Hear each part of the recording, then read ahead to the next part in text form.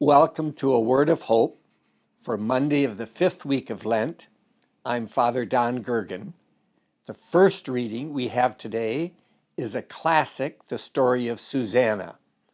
And you may well recall the story, a beautiful Jewish woman in service in the court in Babylon, where two elders accuse her because she refuses to have sexual relations with them. And she is then condemned to death because they lie about her having been with a young man in order to spare themselves because she refused to be with them. In the end, the prophet Daniel exposes them, and she indeed is vindicated and not put to death. And the story ends by giving us a word of hope. It says, the whole assembly cried aloud, blessing God who saves those who hope in him. Hope, a word of hope. These times, this past year, what does it mean? We cannot be naively optimistic. Most of us perhaps aren't any longer optimistic.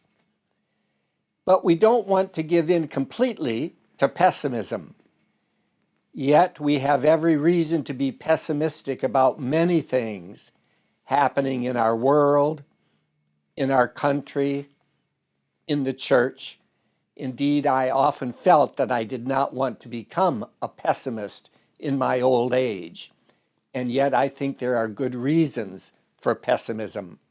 But pessimism is okay to a degree, but as Christians, we can never let go of hope. Hope is not naive optimism, nor is it simply succumbing to pessimism. Hope rather is relying on God. In the midst of this struggle that Susanna had, what hope was there that she would be believed rather than these two judges, elders? In the end, through Daniel, God came to her defense. We never let go of hope, no matter what. We do live sometimes by hope alone. And that word itself is important for all of us in our Christian lives. Thank you very much.